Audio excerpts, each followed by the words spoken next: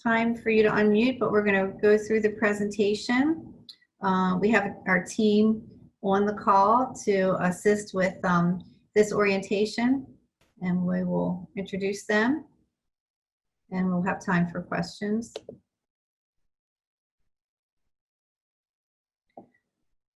Okay. So I don't know if Jen or Denise can see the waiting room to admit or not. We're up to 40 participants. We expect about 57 according to.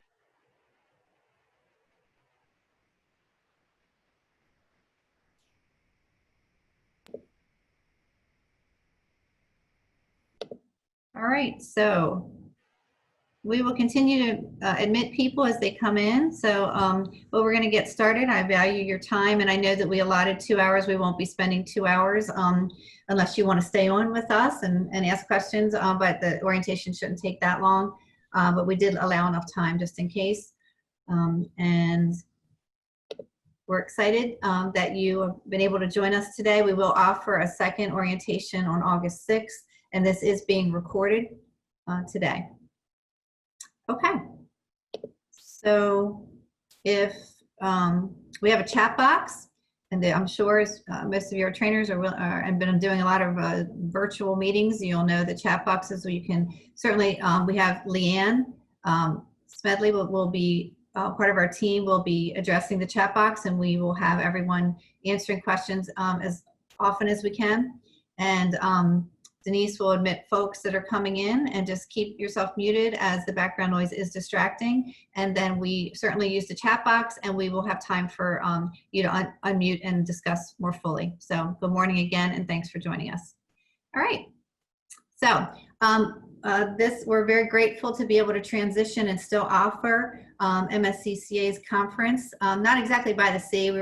Our team was laughing. We're going to call it by the waves now, just because we're using our internet waves, and our because of the wave of COVID, we're changing our course a little bit, but still able to offer, we hope, a quality, we're sure, a quality presentation and conference for those that still were able to join us for our annual conference. And so our theme is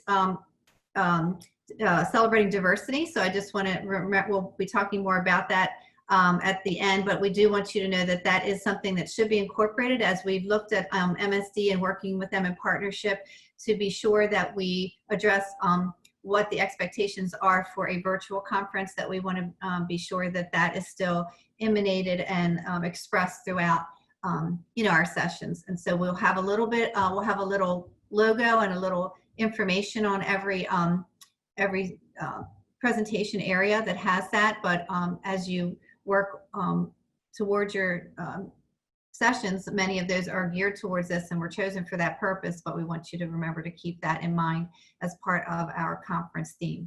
And so what you can expect from us, from MSCCA, we have a professional development team and a panel and team of experts working on the virtual conference.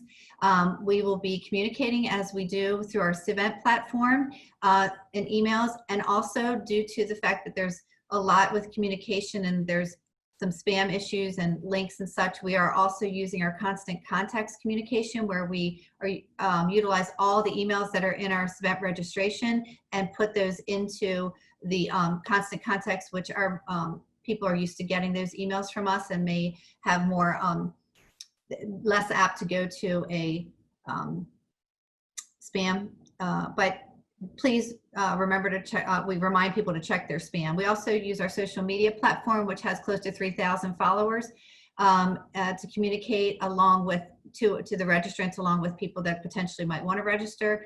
And we will continue to communicate with you all as presenters, as I always do, in a variety of ways, including letting you know how many people are registered for your training session. Again, you've received that email, but that is a fluid situation. We do have a platform that's good from 500 to 1,000 participants. So we're excited to be able to, still be able to take our current registrants and add to that. And we will be addressing more communication with CEI, which is Corporate Events Incorporated. Max Corrigan is our representative and leader from there. He's on this call, Max. And then also Tree Branch, which is working hand in hand with Compass Crowd Compass and Savent, which will be our platform, which is our app and our platform to deliver this virtually. So Max's team does the production, including the live and pre-recorded videos, and he will deliver those. He will do some touch points, lots of technical support, and you'll do a technical assessment one-on-one with him and his team, and fluid communication regularly to make sure that we're ready to go. And we will have time to practice that. You'll see more about that in our orientation. And then, of course, as I said, the Crowd Compass is the delivery and support method. We'll offer some pre-recordings that won't be for credit as well that could be left up. And as I said, Tree Branch, there are registration support, there are website team, and they do graphics. They have all of the bios and sessions and the social media component as well. So if you guys want to say hello so they know who you are, Max, if you just want to wave. Yeah, hi everyone. This is my first time with this virtual group and looking forward to this meeting. By the end of it, I'm sure we're all going to be best friends. You're going to hear a lot from me. I'll be sending out save the dates and setting up technical assessments with every one of you. So definitely looking forward to this. And yeah, we're going to have a great virtual meeting. Yep. And Max will also be sharing the platform in a little bit to give you a little bit of a taste of where we are so far. Denise or Jen, did you want to introduce yourselves regarding to your support with Tree Branch and Compass? I'm sorry, Crowd Compass. Sure. So Denise Hightower, Tree Branch Group, and yes, we've been working with Crowd Compass and Savent for the registration, and we're here for all of those needs that you have as far as the technical registration site, and then the platform going forward that you'll use to for the participants and everyone else. And Jen? Yes. Hi, I'm Jen Triplett, Tree Branch Group as well, specializing in graphic design and multimedia productions. We'll be here to support you in any way that we can. And my co-chairs are both on the call as well from the Professional Development Committee, Levon Taylor and Marcia Tivoli. So ladies, if you want to wave, I just want to make sure that you see the support that we have from our team for this orientation. Hi. And Marcia's on as well. Okay, so we can move on. Thanks. Next slide. Great. Okay, so you should have received an email, as you did with this invitation, that included a tutorial about pre-records, and then of course there's live sessions. So with the live sessions, we would have an expectation of with a pre-record, you'd have an expectation of a Q&A component. Max will talk a little bit more about that. So you would have your time allotted for a session that would then have a Q&A component. So if it's an hour and a half, there would be an hour of record and then a half an hour dedicated at least to the Q&A, if not more. So we'll discuss that further in the orientation. And then the live would be, we go live at the time our conference is scheduled for September 24th to 27th. There is the time frame that you have already been scheduled for, and that would be the time that it would be live. It would also be the time the pre-record is pushed out. The only day that we are considering having a secondary option to that would be Friday, so that if in our situation where programs, if they are open and they cannot close, for their staff to participate on Friday, we would then offer the pre-record of some of the Friday sessions in the evening, and they could come in the evening for the live Q&A, but record the sessions will be available prior to that for them to be prepared to participate actively, which is a requirement. Okay, so your session delivery methods continued on demand. So if we do have sessions that are pre-recorded, they would not be for credit unless it was in a participatory manner, which we will be able to capture that data. And there's polling and other things that we'll get to, but there would be information or audit that will be up from our presenters. And if you have multiple presenters, you would need to have a consensus or your mode of delivery, whether it would be live or pre-recorded. So you need to be on the same page with your presentation team. Next slide.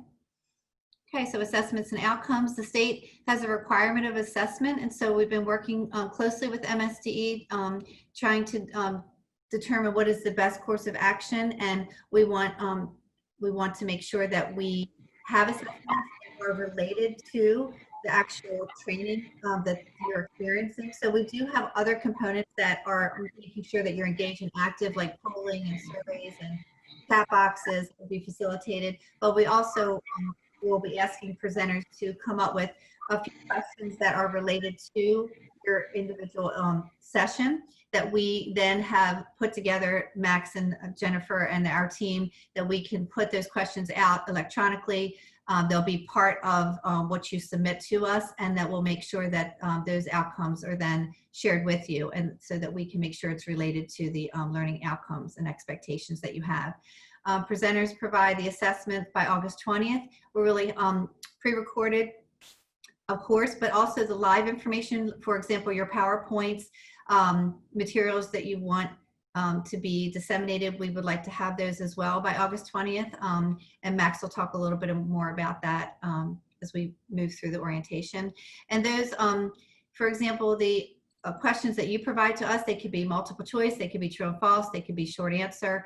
And again, they'll be disseminated ahead of time so that the participants are aware that it's required of them. A recommendation from our team that has worked with MSD as well is to maybe have questions, one that was in the beginning of your presentation, one's in the middle, and one at the end, so that you can be sure that they have really absorb the information. But we also have data that will Max can speak to in a little bit about that. We know when they have their own login, their own ID, we know when they've entered the session and when they've exited. So we'll have that data as well for fidelity and validity. Okay, next. Okay, so we also will be offering facilitators and moderators in every session, as according to the draft that we received from MSDE, that we would definitely have at least 2 volunteers. And even though it's only 1, we'll have 1 from CEI, and then of course MSCCA will have at least 1, maybe 2 in every session to help moderate the chat boxes, the polling. There will be, CEI will be able to have links there if you're having any trouble getting in and out of the session. Those types of things. Technical assistance will be on site and, around the clock to make sure that everyone's experience is optimum. And there also will be surveys from each session that will say, I had, how was your experience? And we'll see that in a few minutes. Also troubleshooting and anything that needs to be customized for the conference, we can work with presenters. Again, we talked about the surveys and chat boxes, and be available to answer questions from participants and provide technical supports for the participants' experience. Okay. As I stated, August 20th is our deadline. We know that's a little early, but it's better to have that information and be able to work with the pre-records and the information necessary. And that gets us familiar with each other and be able to build the platform as we need to in plenty of time. I think I talked about these. The surveys will be about the technical part. The assessments will be related to the learning outcomes. And we have, for example, if you do not submit the assessment questions that we're asking for, we do have our generic assessment questions that we've already uploaded and are prepared to use those. That does give takeaways related to what you've learned and how you will implement those in your classrooms and programs. Next. All the content is needed by the 20th is continued, and the presentation structure. Breakout rooms might not be the best words for this. This would be like working in small groups or table talk, that type of things. In this venue of a conference is not always optimum to do so unless you have a very small group. And some of our sessions are very small groups, but it is difficult to maneuver that. It can be considered if you feel that it's valuable and necessary to your particular presentation. So you can talk more with CEI about that. And then any features or special needs or requests, you will have a one-on-one with them, and they will be doing a needs assessment. And we can certainly, Tree Branch and MSCCA can also help with your questions and answer them and direct you to the right expert. PowerPoint slide deck needs to be in a 16:9 aspect, which is what we kind of have on these slides, but we obviously you're familiar with that. And Max, did you want to express the typical slides are not that size? Yeah, so when you first create a PowerPoint presentation, it defaults to a 4:3 aspect ratio, which was your old school TVs. Again, everything moving forward now is 16:9. We have a screenshot that we could share with you guys via email, that in case you have any technical issues, you can always reach me. But yeah, definitely want to have all the content in 16:9, please. And we have templates, as we said, that we created templates that you can use as well if you're interested. Next. Okay, and then best practices for presenting. We did send out some attachments with your email. We hope that if you have a chance to look at the listen to the pre-record one and view it, and then if you have any questions that you can submit those now, or we will have again the one-on-ones when we have opportunities to discuss that. Max, did you want to talk about the presenting recording from home at all before we move on? If you didn't receive the PowerPoint on how to, please reach out to us. That way we can address that. And if you do have any questions, my email address will be provided at the end of this PowerPoint. So please make sure you reach out to me. If you don't have Office 365, there are other avenues that we can go for the pre-recordings. Okay. And then the dress code. Marcia, did you want to address this? Sure. Well, we're not at the beach, so I don't think anyone's going to have beach wear, but we are asking that everyone remember it is a professional conference. So we're asking you to all dress professionally, as I'm sure you would anyway. So just business casual and just as if you were presenting live in front of people. So that's it. Great, thank you. Next. Okay, so there, as we said before, you'll be get an email from CEI, and they will be doing a one-on-one technical assessment, checking your microphones, checking all the information needed for production purposes. They will initiate the contact. It will be between August 1st and 14th of 2020, and they'll work with you to the best ability for the time that you works for both of you. It should be an hour or less. Max assures me it's not an hour at all. So, but we do allow for an hour. It probably would take much less than that, but some might take an hour. So it is scheduled for that. Final decision on method of delivery. We do need to have that during those technical meetings that you have. We'll need to know if you are choosing the live or the pre-recorded. There's value in both. And we, again, we want it to be something that you're comfortable with.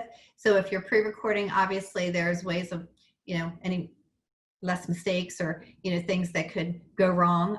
But at the same time, the live is also something that's interactive, and you don't have to go on for the live Q&A, which is an important component. So they're both important and good ways to deliver. The final decision, CI expectations in the CI invitation. So Max, did you want to touch on that? Well, yeah. So again, we'll definitely be sending out save the dates, from the August 1st to the 14th. I definitely wanted to give everyone at least an hour in case you had questions about live webinar, which we'll be demoing at the end of this. That way we can go through the features of that in more in depth, because today's just going to be a high level overview. The questions below where it says corporate events, MSCCA help, that email is very important during the meeting. If you have any issues at all, please email that. It'll send a message to everyone and anyone that's on my team, which will be between 5 to 6 people. So we'll definitely be able to assist you as fast as we can. So. Great. And we do have some questions. We're definitely going to get to your chat box in just a minute. We're trying to get through the PowerPoint because we're going to do some, like I said, some demo and some showing you the site to give you a little bit more background, so then we can take your questions. So next slide, please. Okay, so there'll be technical rehearsals for the general sessions, which are our keynotes. Those will be treated separately. Certainly the breakout sessions and all the other sessions are just as important, but they will have your one-on-one with those. But the general sessions, the plenaries, will have a technical rehearsal since it involves a larger group of people. And we want to make sure that that production is, is sound during those runs. So there'll be a technical assessment, there'll be an internet speed test. That will be done before or by September 23rd. I'm sure it'll be done before. And then depending on everyone's schedules, and then MSCCA will assign a host. So there'll be a host for the conference every day, and there'll be a host for certainly the keynote. Some of those, the keynote hosts will include the sponsor as well, that we are working with our sponsorship. So we want to give them the opportunity to introduce their keynotes and to share a little bit about their business. And then the moderators and facilitators will be throughout every session. And there will be a 4-hour time related to the, sorry, I'm trying to, related to the rehearsal. So the 4-hour time block, Max, you want to address that so it doesn't scare anybody? Yeah, exactly. I was just getting ready to chime in. Yeah, please don't run away from the 4-hour time block. I'm setting up a 4-hour time block for the duration of that rehearsal. Everyone will probably just be needed from 30 minutes to an hour. So that's just, you're going to see the time block, but I will schedule individual times to run through the general session. And remember, that's for keynotes only. We will already have coordinated with the sponsors or the host. Okay. Correct. Great. Okay, you can move on. Thanks. So code of conduct, we always have a code of conduct with the Conference by the Sea and our conference that is received and has been received by all of our, and it's posted. It's registered for our conference, including the code of conduct. We are now going to add to this, and I can speak to this as well. And I find that well, we didn't have it in time to put up on this in these slides, but we will add it to these slides, and that is an integrity pledge. So if following MSDE's requirements for the virtual conference, we will have an integrity pledge in place that we've already worked on that will be in conjunction with our code of conduct. And that will include, just ways that they know that they will be entering the room as individuals and how they will be attending and participating.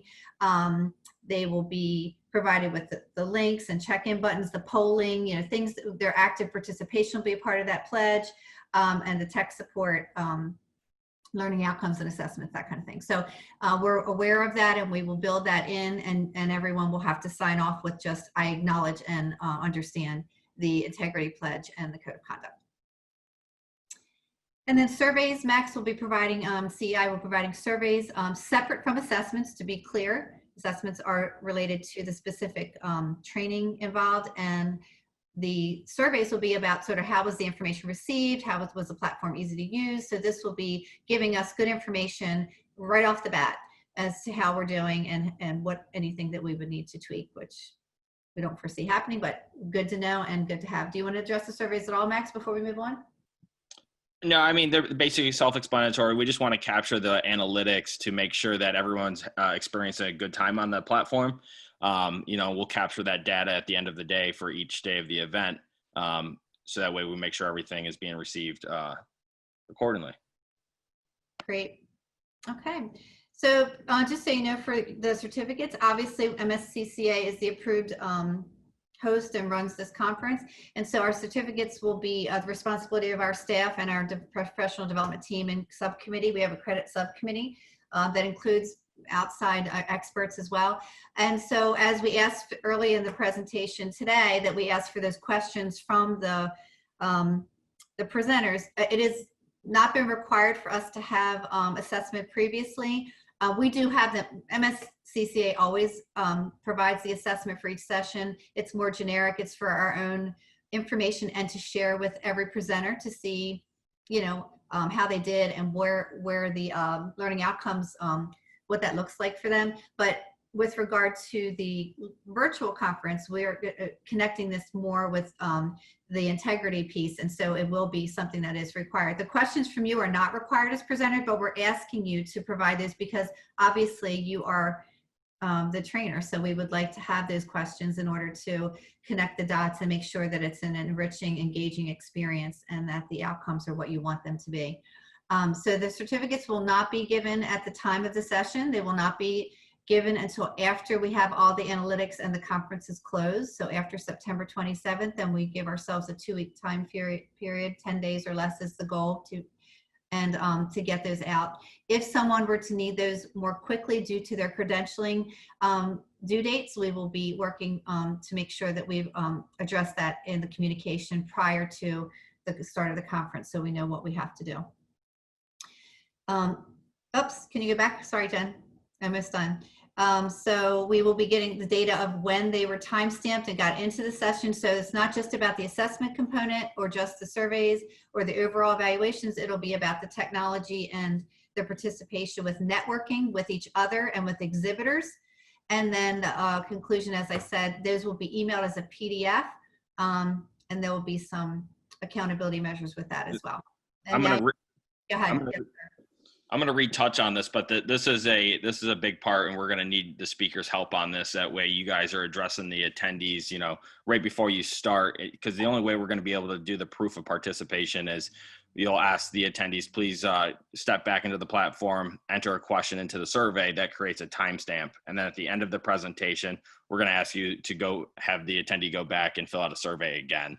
And again, we'll go over this on the one-on-one assessments, but I just wanted to make sure that this is definitely a big step that we'll have to do. The presenters are a big part of this equation and accountability. Okay, go ahead, Jen. And I think I spoke to the diversity theme that we want to be sure that it's incorporated throughout. So,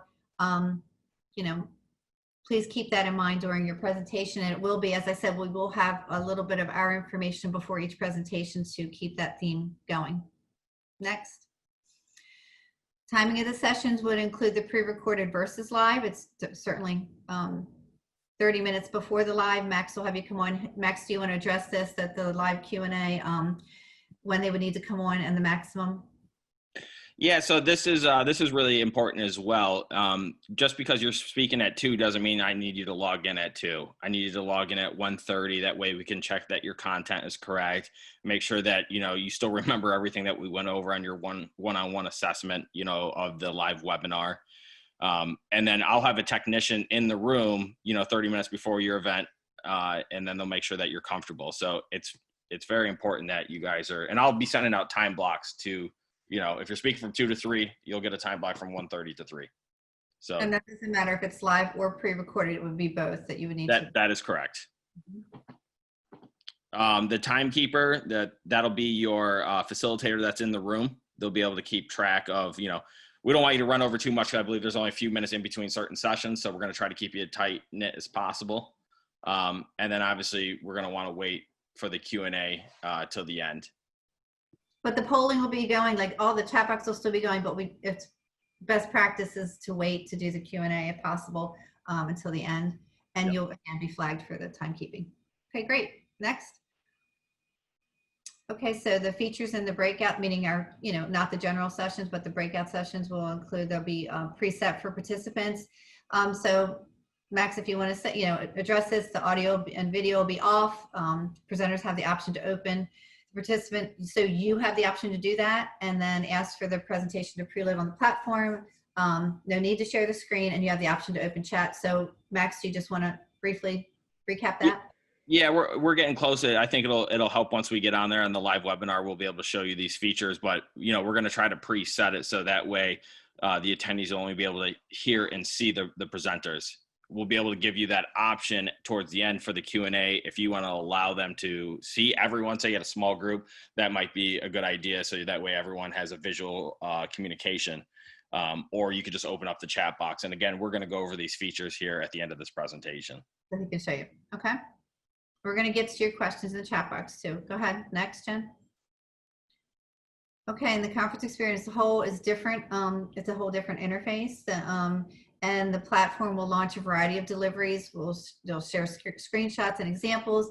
The attendees will virtually meet through Crowd Compass. So we're going to have networking, as I said, from our participants to network with each other. That's a part of the Crowd Compass app that we have. So there's a lot of great integration there, as well as social media components of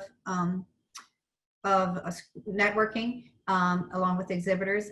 There'll be some live webinars related to the breakout room, and then the general sessions, the Microsoft Teams. Do you want to speak to that about the general sessions, Max?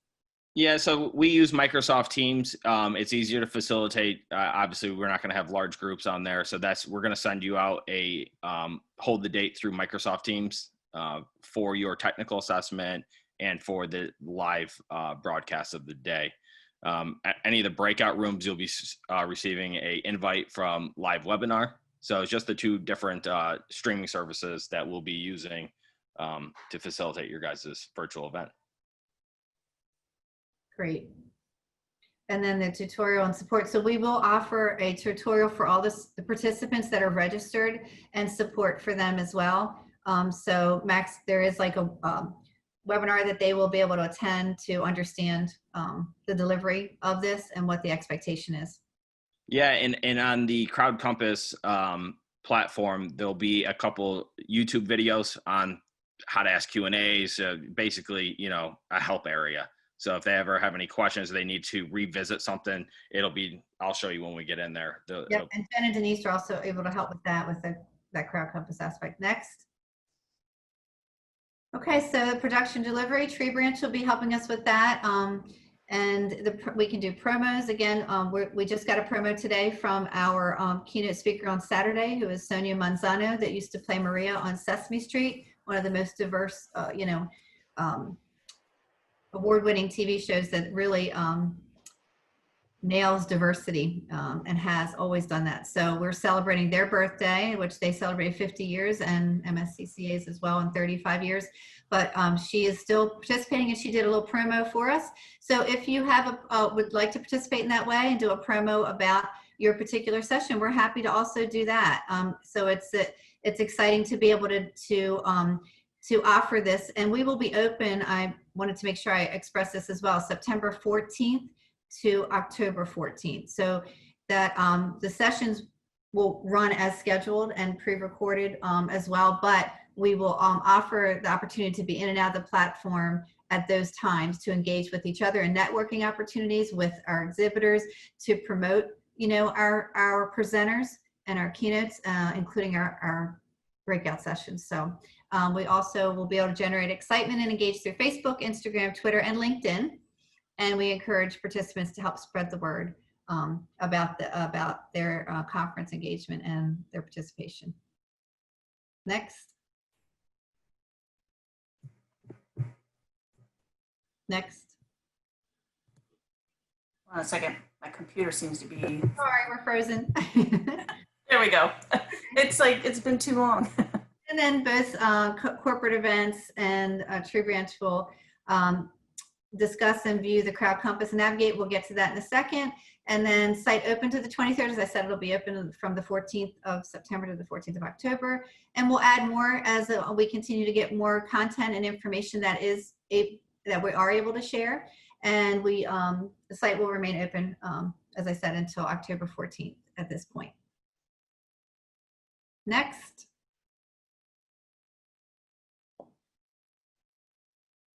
Sorry, just there you go. The deliverables, yes, Max, do you want to address the information that's necessary in the Dropbox? Yeah, so for all the speakers, I created a Dropbox where you can upload all of your presentations or pre-records. It'd be great if all the file format was the same. As you can see, I have the date, the session name, and then your presenter name. Inside of the Dropbox folder for the presenters, it's done by day. So Thursday, Friday, Saturday, or Sunday. If you have any questions on that, please email me and we can take care of that for you. Did you want to speak about Office 365 at this point, Max, with regard to the alternative if you don't have 365? Yeah, so on that demo I sent out on the PowerPoint, you need Office 365 to do the window for the pre-record. If you guys don't have Office 365, please email me again at either one of these email addresses, and we'll figure out a workaround for your pre-record if you need it. Perfect. Next. So Max will be, the production team will be doing the live streaming. Jen, next, thank you. Graphic design, we have marketing support again from Tree Branch. So the graphics, photo editing, video interviews with our presenters, we can do those as promos.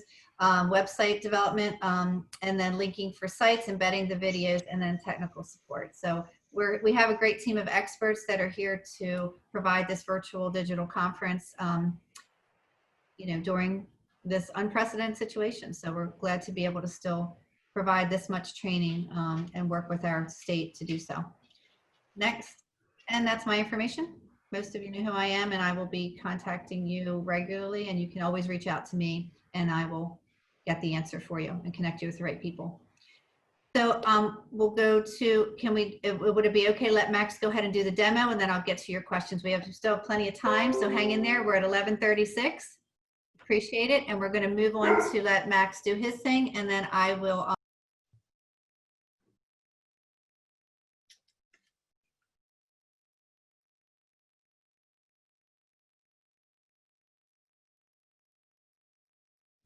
Can everybody see my screen? Give me a little head nod if you can. Yay! Yep. So this is the Crowd Compass platform. This is what the attendees are going to first experience when they log in. They're going to log in with the email that they registered with Cvent. Speakers, exhibitors, this is your homepage. Over here on the left-hand side, these are your navigation menu. This will get you through the platform to where you need to go. For all the presenters, here's your guys' sessions. And those are going to be broken down by day.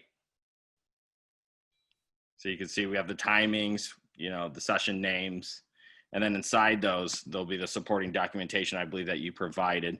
So you have the descriptions and then the speaker that's actually going to be speaking in that presentation. And they can add to their profile, right? Yep, they can definitely add to their profile, or in here you can add supporting documentation. If you have PDFs, if you have video files, anything like that. And then the surveys will also be hosted in this area as well. They'll also be able to rate the session. So, and here's a key feature. So when the speakers are talking in the beginning of the presentation, you're going to ask the attendees to please go back and click this check-in. So that's going to create a timestamp, so that way we can guarantee that they're actually attended your meeting. And that'll be a part of our information that we are sharing via email and via, tutorial to remind our registrants to do that. Yes, and then it'd be great again for a verbal from the speakers, correct? And our moderators will help with that as well. Yeah. So if we go back to, let's see, before the event. So I set up a little test session. You can see I've already rated it. I've checked in. When people go to view your live broadcast, they're going to click this button here, and underneath it, we'll have a password set up for each session. Underneath that, we have the live Q&A. We're actually going to facilitate the live Q&A and live webinar, which we'll go through. But again, here's the surveys. So we'll definitely want to make sure that the attendees are coming to the surveys and filling these out. Again, that's going to create another timestamp, and we'll be able to capture the back-end analytics and share that information with you guys. As you can see, I've already went through this. You have short answer questions, and then you also have multiple choice. So if you have any surveys and you want me to add that to your section, we can definitely do that for you. We'll go ahead and jump into the live webinar. So we're going to view cast. Now that's going to take you outside of the Crowd Compass. It's going to open up another window. You're going to type in your password, which was CEI. You're going to hit enter. Yeah, let's see. No. And don't panic. Max will walk you through all of this when he does your technical assessment. That's right. Let's see.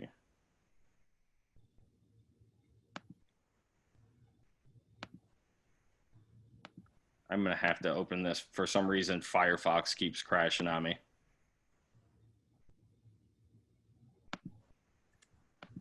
Max, would you like me to just walk through it and share my screen and go to the top? Yeah, that'll be fantastic. Thanks, Alex. Not a problem. Alex is with CEI as well. Yeah.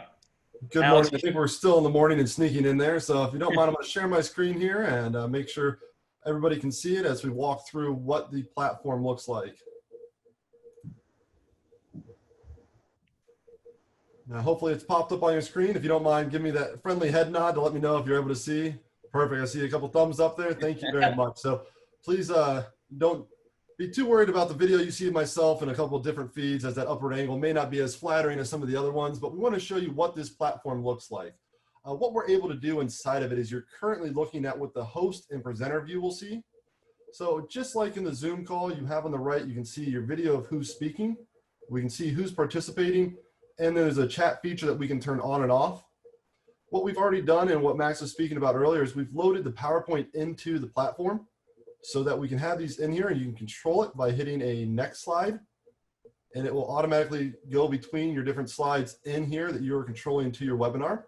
If you are co-presenting with somebody and have 2 presentations, when you're done with this one, that it will show I'm on slide 4 of 4, I can go up as a presenter and click my next presentation that'll already be preloaded, and you're able to walk through those slides the same way. Now, if you want to make any annotations, you have full features to do any kind of annotation that you need to do, writing on there, anything else inside of it, you can do that while you're presenting in the platform. One of the best practices we have, the ease of switching back and forth between the different PowerPoints, having your camera up top, and as Max spoke about earlier, when you go to Q&A, you can either take it from the chat underneath as questions come in, or as I'm in here as an attendee, presenters and hosts are able to see everybody that's in the meeting. You can allow somebody to turn their camera on or their microphone on at the end of your presentation. If they have a question, they will hit their microphone or camera. It'll prompt you saying so-and-so would like to speak and ask you a question. At that time, a host or a presenter can enable that person to share their video and their audio to ask their question. And then when you're done, you're able to mute them and turn them back off so that their cameras will not be on during the presentation. One of the great things about if you have a pre-recorded video or session, all those would be played back in the same area. As Max said, 30 minutes beforehand, we will have you in the room. We'll meet you with our technician. We'll make sure your PowerPoint is loaded. We will double check with you that it is the correct PowerPoint file or video file if you're sharing. And if you are co-presenting, we'll do the same thing to make sure you both have them in the correct order. So you know who will be presenting first and which presentation or video you need. And we'll walk through with the host and anybody else in the room of how to turn some of the features on and off to maximize the use of that screen. So one of the great areas is if you have a main presentation and you don't want to show your video, if you're showing a pre-recorded video, we're able to easily change that setup so that it would just be your pre-recorded video that's being seen to maximize everybody's attention on that video and on that platform. And as soon as that's done, we can easily go back to allowing chat on the bottom from Q&A, put your camera in place, and have the moderation be able to go back and forth and turn those cameras on and off. So wanted just to give you a top level kind of overview. We'll be diving into more details as we set up those rehearsals with you on the one-on-ones to make sure everybody is comfortable. But at least wanted to show you what the room looks like, some of the features of the room, and how you control some of your slides while you're inside of the room itself. And Alex, there's multiple presenters in one session. Is there a way that they can tag team? Yep, so there is a way they can tag team. They're both would be listed in here as the presenters. They can turn their cameras on and off. Because currently right now, if I turn this one off, you notice that one disappears. I have the ability on it. That's actually another computer I have underneath pointed up at me to be able to have a video for you inside. But we are able to have both of those where you can turn your microphone on and your camera on and off.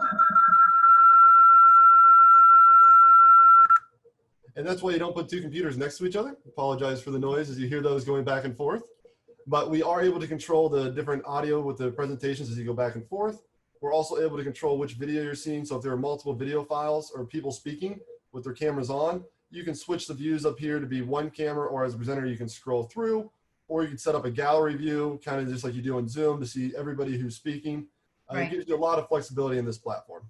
And we'll need that for our panel presentation. So we'll probably use, depending on the size, if you have multiple presenters or panels. So hopefully that answers one of the questions in the chat box as well. Yeah, I definitely see a lot of questions in the chat box. If someone wants to moderate those, I'm sure we can answer some of those questions.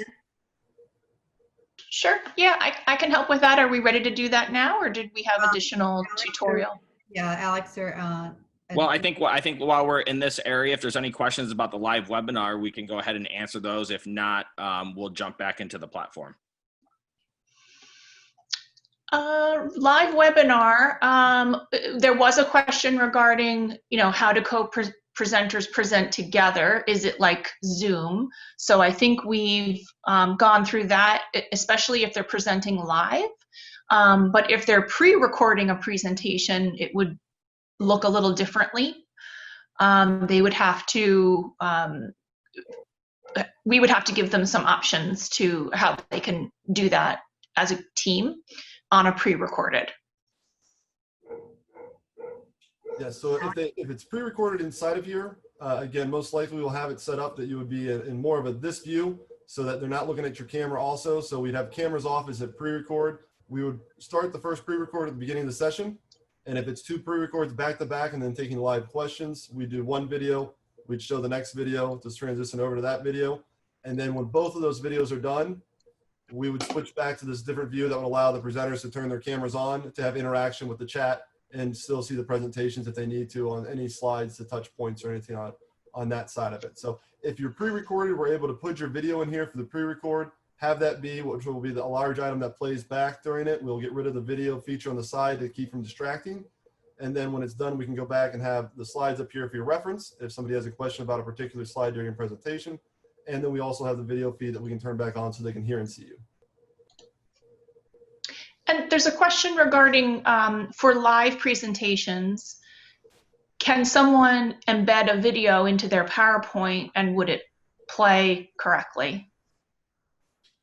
So in this platform, the best use of that would be to provide us with the video file separately so that you would come to a slide where it would say, and now we're gonna look at a video, and we would actually cue the video and switch it so that it plays. That way you're not worried about a link inside of it or playing through PowerPoint itself. So yes, with a little bit of a technical magic, if you will, from behind the scenes, we'll help set up for you that instead of actually clicking the link on the PowerPoint here, you would just click your video file and it would play that way.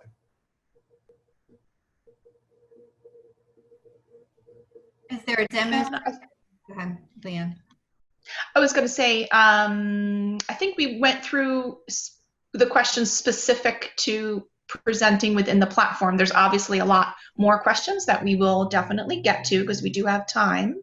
Mm-hmm. We do have some questions regarding the pre-recording, but I think we can take those after this demonstration's finished. Great. Any other specific questions or anything else in live webinar? Just before I stop sharing the screen here, and we'll let Max dive back into the platform. The platform credit was, oh, we already did that one. Okay. Yeah, I think we're good. Perfect. Thank you very much.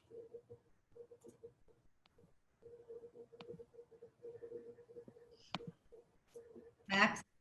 Yep, I'm pulling it up. Sorry. Just want to make sure we're back. So again, we're back at the homepage. You'll see that the feature sponsors are down here at the bottom. Attendees will be able to click on that, which it takes you a direct link to your sponsors. You'll see the company logos, again, description.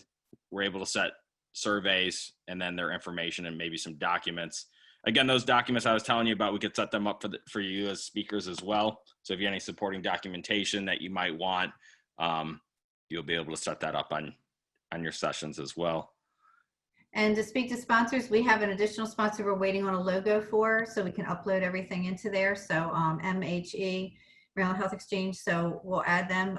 We have 5 sponsors at this juncture. So the sponsors will also have an opportunity to introduce keynotes and have, you know, customize their, because, you know, typically if they were originally going to in a live conference, you know, sponsor a breakfast or a reception or something like that, the sponsorships that we have will go towards our keynotes at this time. So that would be the best use of the funding, and we appreciate their support and want to make sure that we utilize the whole 30 days and as well as the information to advertise for them and allow them to participate in multiple ways. Yep. And again, here in the speakers will all be listed here. So this will be something that we'll want you to double check and make sure all your information is correct, or if something needs to be added or removed before the session goes off. So make sure your bios are correct. Make sure that, you know, this is that superheroes is what you're speaking to. You can add pictures, notations as you go up. There's Yeah. areas.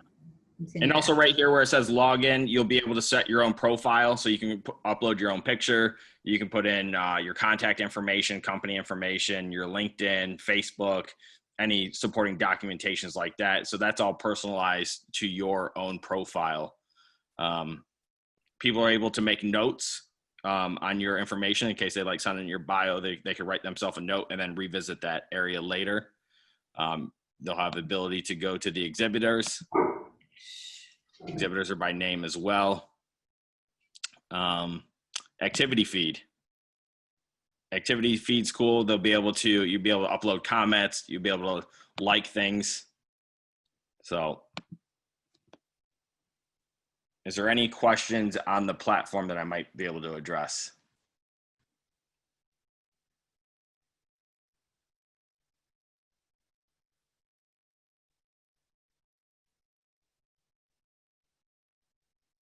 Okay. We'll wait and see. I think there's a number of questions. I'm not sure if they're related technically to that. Or any questions at No, all that not on the, yeah, no questions specifically have come in on the chat box for the platform functionality that you're Okay. displaying right now. Okay. Any questions that I can address technically? Let me go back. So they can go in themselves and put in their presenter info in that, for example, the picture that you referenced, the other components that we just went to, if you go to speakers. So that was one of the questions. If you're in the platform, did you want to address that? They'd be able to upload a image inside of here. So if they want an image of themselves. They themselves have access to do that, I believe is the question. Well, we can set up permissions. I prefer to regulate that. So if they want anything, they could upload that to that Dropbox file. And I can input that information. I think that answers the question. Okay. Yeah, we have a lot of this content already came over across from this event platform. So if we had you in as a speaker for the earlier date of the conference, then that information was automatically populated. If it's a newer speaker, we can add them and they can be populated. So you don't have to necessarily enter all of your own information. That ability is more with the little login guy, is just more ability to customize what people are seeing as far as your profile. We can do that for you as Max just said, and they just send us Correct. the information through, and you can email it to Tree Branch or you can send it Dropbox to Max. We'll make sure it gets in. Go ahead, Max. So that's really basically the features here. You'll be able to navigate all through here. If you have any questions, we'll have some supporting documentation on the MSCCA. Yeah, that's really the platform in itself. Okay, great. If we can go back to the PowerPoint, then we can finish up and go to the chat questions. We're doing pretty good. Okay. Jen Triplett. Well, can I step in? Sheila has a question about when you can preview to verify the information. Again, most of this information existed already in the Cvent platform. So if you go to the MSCCA website and go to the conference information, there is a button that says speaker information. So you can look at that. So anything that was in there would have been put over in Crowd Compass to review. So you can edit that as it's already on our platform, and then you can also share anything else you would like to. Absolutely. Great. We can make edits to that anytime you need us to, and additions. Okay, so keep going. Hey, what slide would you like to be at? Keep going. Let's just see where we are at the end. I just want to make sure we just get Oh, we through. were at the end. Okay, great. So now let's go to the chat box to see, to make sure we've answered everyone's questions. Leanne? Sure. Yeah, thanks, Chris. We have a question for when folks are creating their presentation. So if they're not going to use the template that we're providing, are there instructions that we've provided them around how they can make sure that it's a 16:9 size? And are we including those instructions for them? I know Jen had on our last session, we had a screenshot. I don't know if we could share that. We could obviously share that via email, but there's a, Do it right now, actually. I mean, I'm in yeah, that'd PowerPoint. be, I yeah, can that'd just be great. PowerPoint. So let me show you guys real quick. You can see my screen here.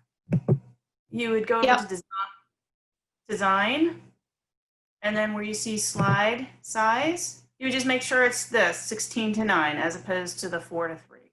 It's pretty But again, it will default to 4:3. So Right. we just, So just when you double go to- check when you go Yeah. in, just double check that it's set to widescreen at 16:9. And that's about it. Are there any other questions while we're in PowerPoint? Yeah, there was some question regarding, the embedded videos. So, Max, if the video doesn't exist outside of the PowerPoint, so if it's completely within the PowerPoint, is that something that you could address in a technical assessment for presenters who may have that instance? It sounds like they're looking for a hyperlink to use a video off of YouTube or something. That's what it sounds like to me. Yeah, so we'd like to avoid that at all costs. We'd like to find out what that video is, and we're able to we can capture those videos and actually have them downloaded. No, I'm Okay. actually asking the exact opposite. The video is Yeah. embedded within the PowerPoint. If they don't link to an outside file outside of that PowerPoint. I think as Alex was alluding, if it's in the breakouts, we'd have to have that file separate, as it won't play. But they can download it, I believe is what Alex said earlier, Alan. And so it'll be there and you just click it as a file because it'll be downloaded. He doesn't. I don't think he has the route to where the video was originated from. I'm not sure if he'll be able to pull it.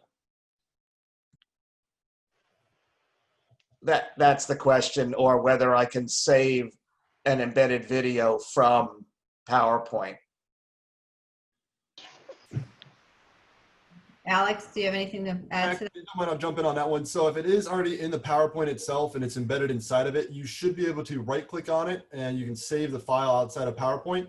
Or when you share your PowerPoint and send it over to us, if everything is all embedded, PowerPoint now on its default settings, when you add a video, adds that file to your presentation file, which is where sometimes those presentation files get very large.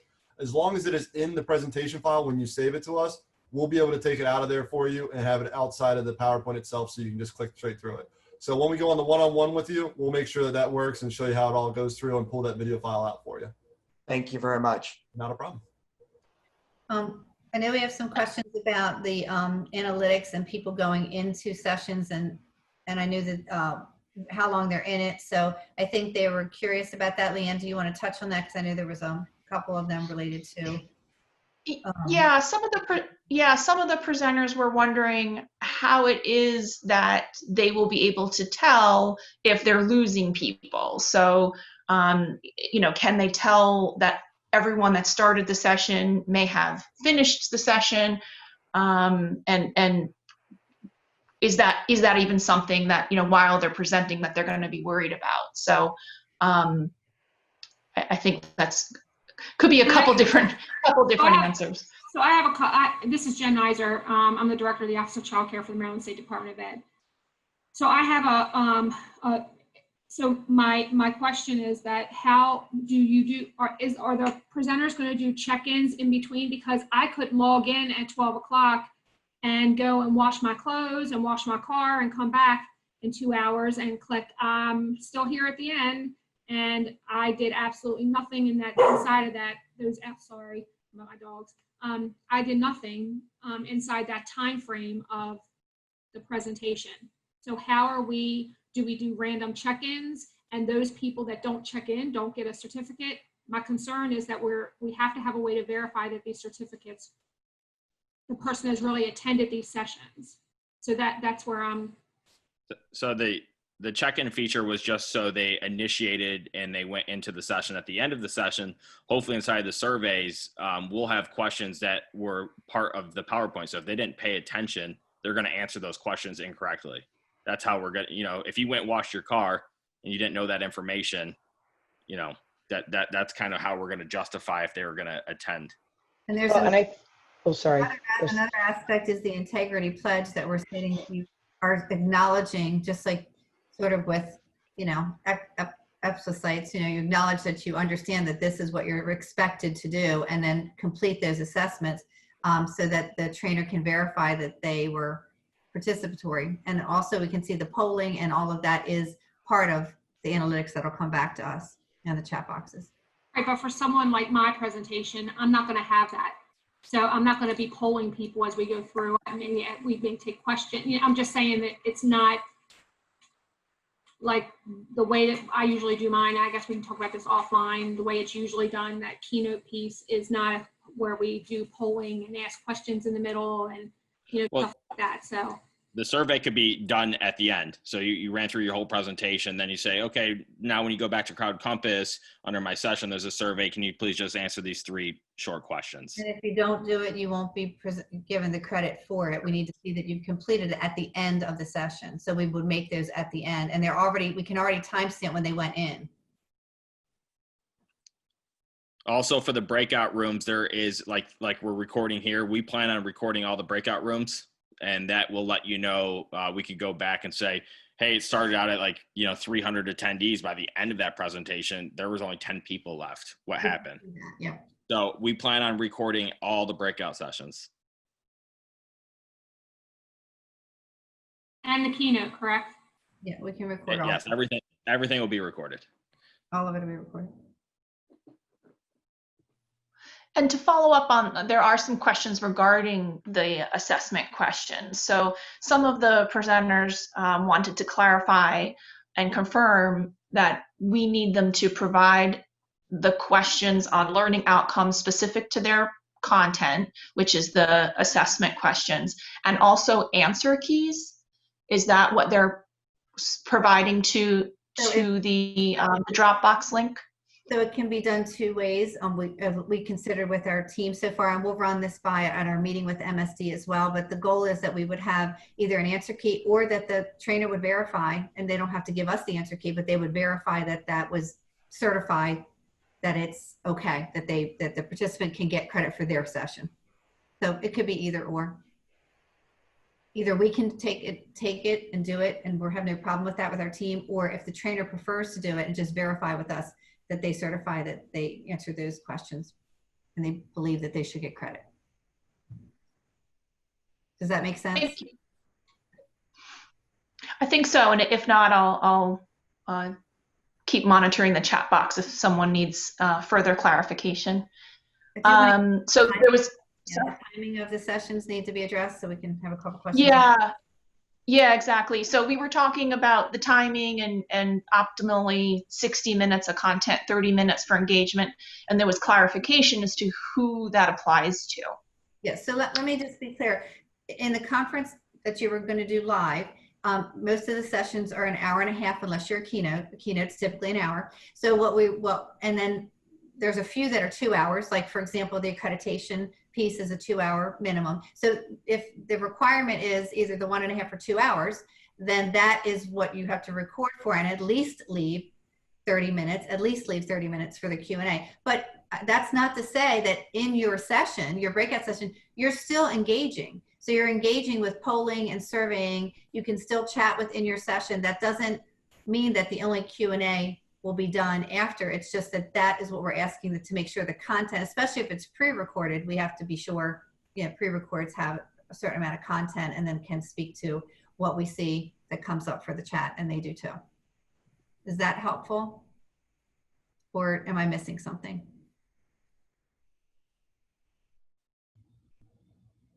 You can unmute yourself.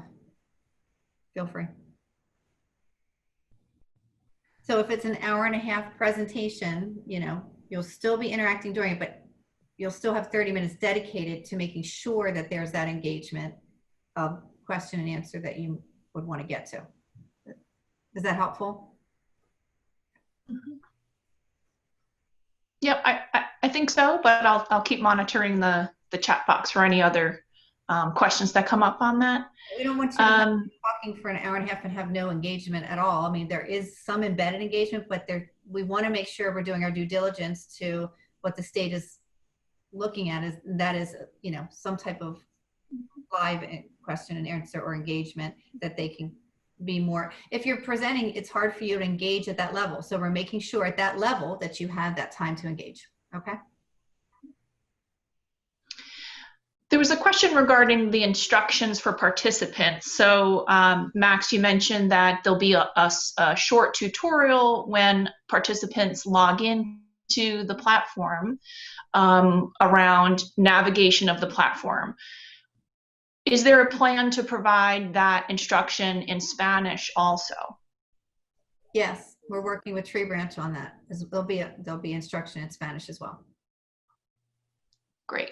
Yeah. Thank you. And there also There was mention of a slide about addressing this. And Max, if you want to address having the, there's a help button on every session. So there's able to get help with technology immediately, as you know, they'll pull up their team to do so. And also reminders of, I know that, you know, in my own MSCCA board, we talk about this a lot, is that even though it's virtual and some people are getting used to it, people forget, you know, and so we'll have reminders, and before every session, the reminders of what to do will be there, right? So remind you, you know, turn off your thing, do this, do that, here's the chat box. These are reminders that we know that everyone will need, no matter how good you are at this. It's good to have those reminders for everyone. And another great feature on the platform itself, I'm able to push a notification, which will, if you have the app downloaded on your phone, it'll bing your app, or it'll bing your phone. And then also there'll be a box that comes over the platform, the web-based platform, saying programs about to begin in 5 minutes, keynotes ending, please see your exhibitors. I'm able to push all those notifications to keep, you know, the attendees moving in the right direction throughout The app is awesome. The Attendee Hub app is awesome, and it will really, and people love to engage through apps, so I think it'll be really helpful. There was mention of a promo video that the presenters can make. Is that something that would also get uploaded to the Dropbox link that will be sent out? All content should go to the Dropbox link. I'll let Chris speak to the promo video and where that would be allocated. Oh, I'm sorry. Somebody, Jen Nizer just texted me. Sorry. Say that again. I apologize.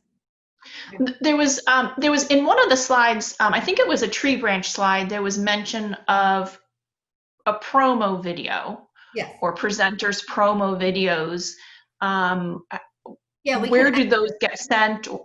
Tree Branch, they can be sent to the Tree Branch link or myself, and I'll forward those, and then we'll work together with our team to make sure that they're uploaded. I would think that that's more of the excitement to build, and it would be a part of, you know, our social media and our regular page for the conference, not the Crowd Compass app yet. Although when that does go live on September 14th, which is 10 days prior, it will also generate the same thing. And we can rotate those promos if you're interested, yes. And you can do those yourself, or I know Tree Branch will help you with those as well, if you're interested. Thank you, Chris. There was a question about what are some pros and cons related to doing your presentation live or doing your content pre-recorded and then just participating in a live question and answer session. And I can kind of, just from my experience, say that the main factor in that is the unpredictability of doing a live presentation. So, you know, we're all doing these from home.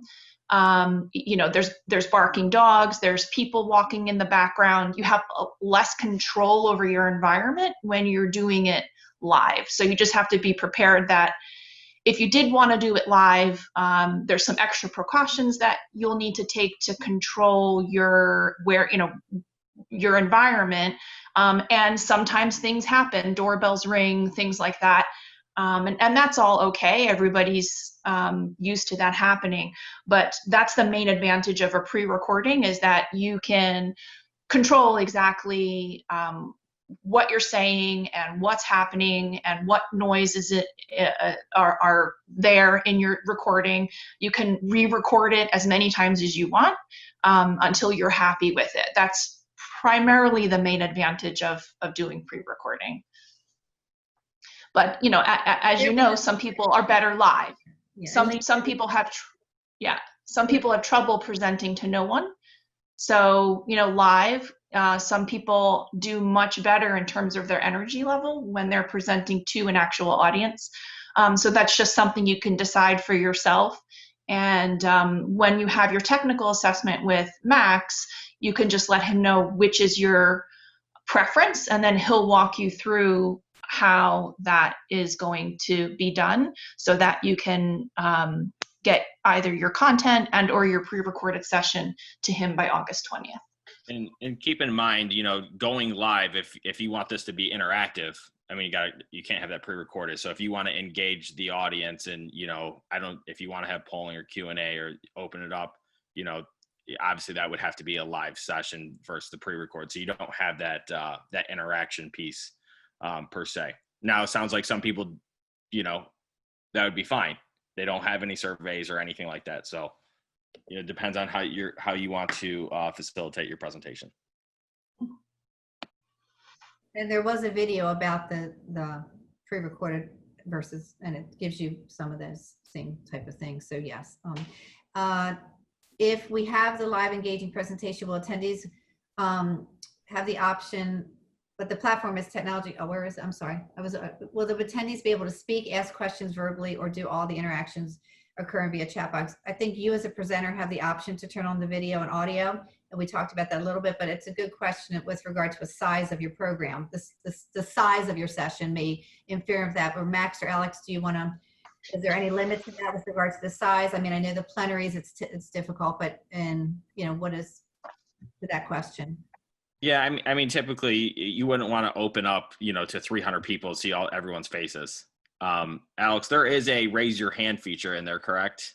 Yep, there's an ask. So if you have the chat going on and you see somebody's asked a lot of different questions and you'd rather just address them, you can actually click as a presenter that person's name and ask them to turn on their microphone and their camera. And then as the presenter, you can say, you know, it looks like we have a lot of questions from this person. We want to go ahead and ask you to turn your camera and microphone on, and let's just talk about these live. They can also hit their camera or their microphone, and it'll prompt you saying, so-and-so would like to talk. Would you like to allow them? That way it gives you control as the host and the presenter to say, you know what, I really want to keep it in the chat because of time right now so I can get to more questions. Or, hey, I have a little bit extra time. No problem. I'll allow you to speak and we'll see your face and hear your audio from you. So there are a lot of different options to that. Again, the nice thing on that is once that person has asked their question, we can then turn their camera and microphone off so that we don't want more than one person outside of the host having that ability. So it is a, yep, here's your question. You've answered it. I'm going to turn my microphone off and camera off now. Next person. Okay. There was a question for pre-recording, so we're responsible for pre-recording our own session if we choose that option, but is the platform and technology help provided by MSCC and partners? Yes. So Max will have a one-on-one. You'll go over that for the pre-record, which is great. And then you do record it and then you submit it. We have Tree Branch is more than happy to help you with recording. They're more than happy. They do media and all of this kind of thing. So they're more than helpful. You could even come and they'll wear masks and do their Yeah, we can have someone come to our studio in a safe manner, hands off, to do a pre-recording. Of course, there would be masks involved and disinfectants, but we do have the recording equipment and cameras and sound to go ahead and help you out. So we want to make sure every presenter, no matter what level you're at, is comfortable with how we're doing this, because we want everyone to you know, to hang in there with us and do this transition and make it work and be successful. So yes, you have lots of support in that area. And just in case that presenter wasn't aware, we did send out a video tutorial of how to do your own pre-recording. So there's a step-by-step option of how to do it at home in a professional way that that is pretty easy to do. So yes, you would do that, but you would still have your one-on-one technical assessment, and Max and his team will help you walk through that as well. It looks like we had a question regarding recommended browsers. So I think Max, you were having an issue with Firefox previously. Can presenters and participants join the meeting with any browser? Firefox and Chrome is recommended. For some reason, I'm just having issues with my personal Firefox. You shouldn't have that issue. I need to reinstall that. So Chrome or Firefox is actually preferable for this. So user error on my end. I know we had a question about Office 365, you know, and if they don't have it, you definitely will work with them, and there's workarounds to that. So don't be alarmed. You know, when you have your one-on-one and your technical assessment, it'll be worked out. That's a more individual, you know. Yeah, we'll address that information on the one-on-one. Yep. Yeah. And just to follow up on the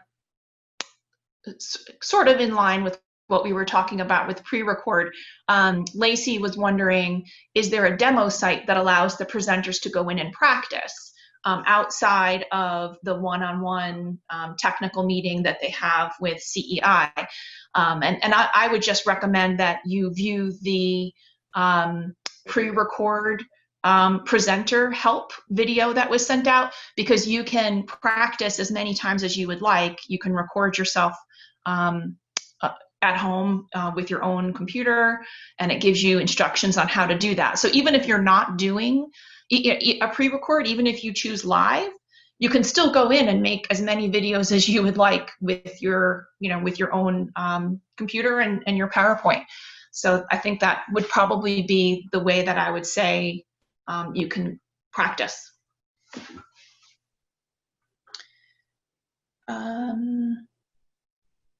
I think I saw a Okay. question come through. Is it if there's Yeah. 2 presenters? Did I just see that come through? Yeah, I think Alex had touched on that before, but if you had something else to add based on their question. I mean, so if it's a pre-recording, I think you guys would have to get together and have that scripted a little bit. So obviously, you know, you would do your spiel, and then at the end, okay, now I'm going to hand this presentation over to, you know, whoever, and then that person will start up, and then we'll just have to butt those 2 videos together. Obviously, it's not going to be seamless, but that would be the workaround on that.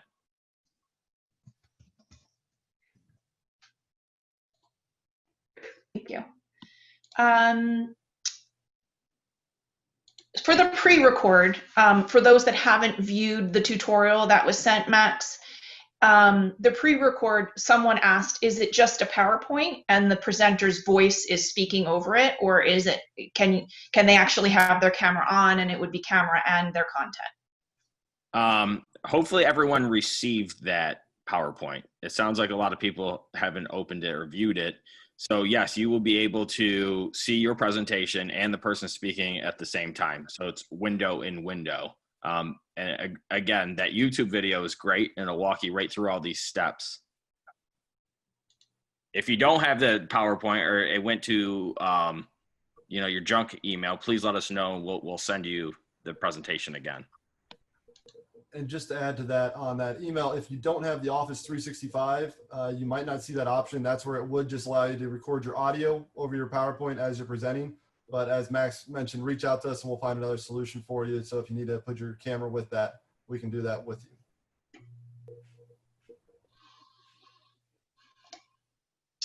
you. There was a question for, thank you, Alex.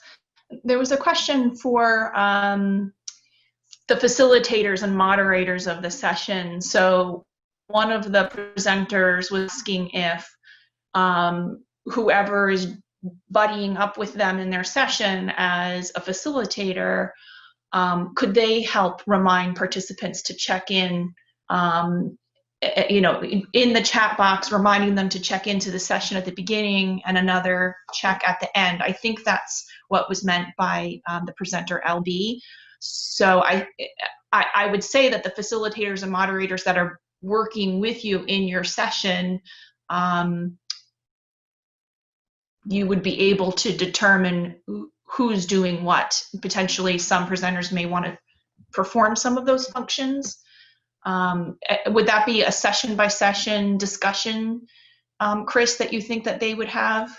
No, I think we can add that to their, we have a guide for moderators and facilitators to make sure that they understand what their, you know, job is during this time. So we will add that to when we get feedback from you. Feel free to email us any feedback with regard to that, but we can add that to the facilitators, you know, guide so that they know what the expectation is. And then they can chat with the presenter as well so that they can, you know, like for example, whether it's introducing that person, whether it's flagging things for them, they're facilitating the chat box, you know, making sure they have the technical assistant is there. So all of that can be worked out, and we do have a guide for our facilitators that will read and understand before they go into those rooms. So yes, and I apologize, I have to get on a school reopening call with MSDE, but You muted yourself, Chris. yeah, I have to get on the call with MSDE for reopening schools. So I apologize, but my team can take care of this. And thanks to you all. I hope this was helpful, and we'll have another one, and we'll send this out recorded and with all the PowerPoints. Thanks so much. So looking in the chat box, I think we've I think gone. the other thing is the answer key for the assessment questions. I think it's the only loose end we have. And, you know, 3 to 5 questions. And from what I have heard and what we've discussed, you as the presenter would decide if those questions were actually answered or not appropriately at the time. So you'll be getting that feedback, you'll be getting those analytics, and you'll be letting us know if they were answered appropriately. So that was what we have discussed previously. If you want to also give us an answer key so that, you know, if we miss something somewhere, then we would have that information also, then that would be great. But 3 to 5 questions is really the magic number, and the magic number is 3, please. Please. So I think that was the only loose end that I saw hanging.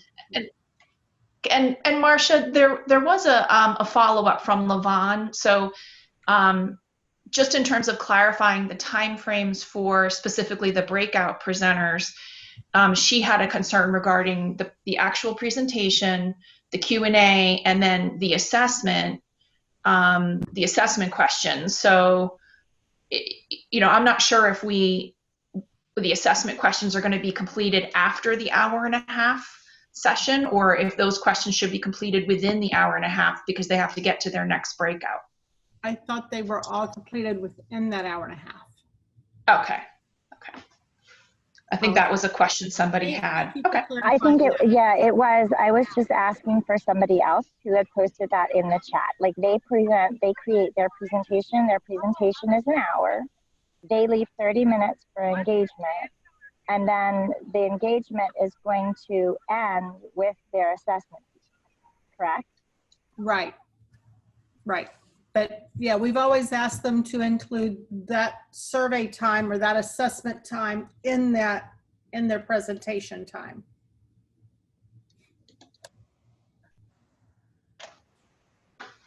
Great, thank you. I have a question probably for Alex or Max. Someone's asking, for the live presentation, could their presentation be full screen after the presenter has gone on and introduced themselves? Can they turn their own cameras off and then the attendees will just see their content? Is that an option for that for these presenters? Yes, it is. And then Alex, if you want to go ahead and share your screen, that's a simple feature that is doable. If you still have it open.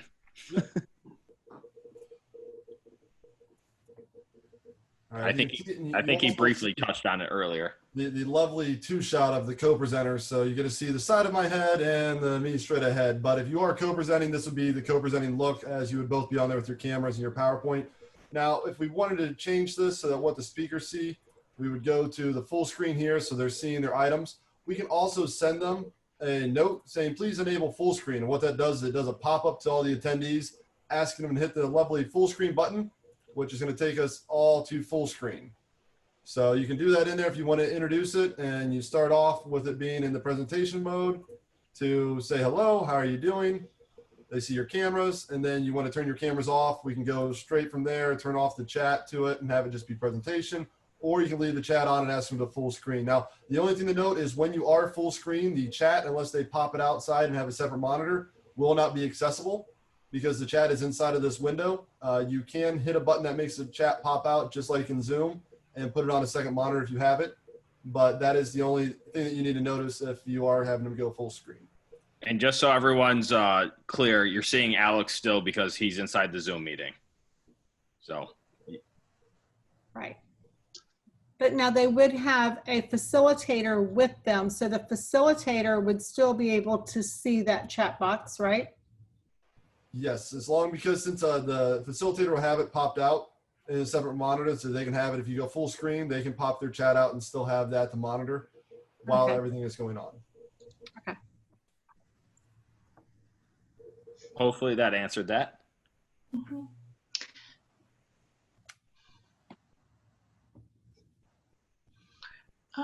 Yeah, looking through the rest, I think we've gone through If anyone did not get their all the question questions. answered, can you do a hand raise thing or unmute yourself so that we can actually make sure we did get you answered? Probably easier to unmute yourself because everybody knows how to do that that's on this call, I think. And it looks like while we're waiting for folks to do that, it also looks like there's been some requests to potentially send out that communication regarding presenter best practices and how to present either live or pre-recorded. It sounds like there was a request to have it just completely resent to everybody. It looks like Denise provided some guidance as to where it can be found. Or who, I should say, who the sender was, and potentially it might be in a spam or junk folder. So I'm not sure if we want to resend that to everyone or wait for folks to let us know they don't have it. Well, we can certainly resend, and we are going to send a not a transcript rather, but a copy of this video from the meeting. So we can send the video, and we can send the documents that came from Max that were best practices. And again, those would be coming either through CVent, Constant Contact, which would be info@mscca.org. And then Chris also sent out, we do fight the struggle of spam, and that unfortunately is uncontrollable necessarily on our side, other than limiting. If you do a lot of links, if you do a lot of attachments, you'll get blocked for spam more easily. So that's been something we've been struggling with, which is hence why we've tried a couple different places. So what we're going to do is probably what we are doing for the exhibitors, and that's setting up an actual web page that would have a link maybe to a YouTube channel from MSCCA, where you can preview this presentation again. And would have the necessary documents that you can download for your own viewing and educational purposes. And we did have, thank you, Jen and Denise. We did have one question. I don't know if we addressed it. Have we sent out the Dropbox link for the presenters to upload their content by August 20th, or is that coming out soon, and how is it being sent? No, Well, again, presentation, but I don't believe it has been sent out to them yet. and again, what we can do is we can have that link available on the web page, so it's not being sent through an email blast system. Mm-hmm. Thank you. Oh, one more thing I just saw. Can presenters use different backgrounds of their choosing, Max and Alex?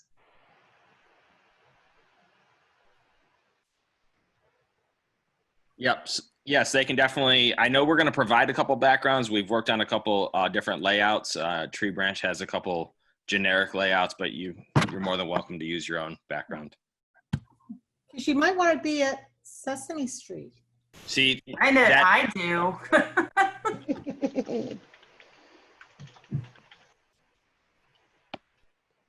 Great.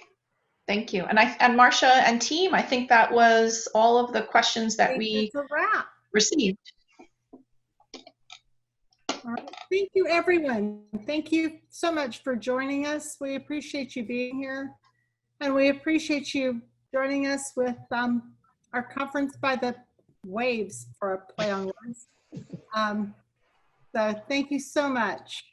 Yep, keep your eyes open for a link to a web page coming out with all of this good stuff you can review at your own leisure. Thank you so much. All right. Take care. Take care. Bye, everyone. Bye, thank you.